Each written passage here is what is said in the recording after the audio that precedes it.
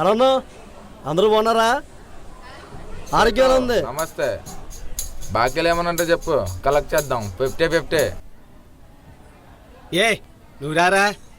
ఏంట్రా?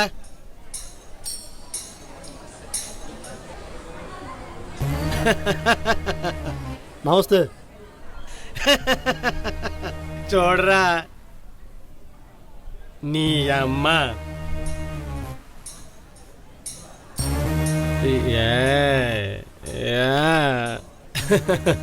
చూడరా నీ అమ్మ.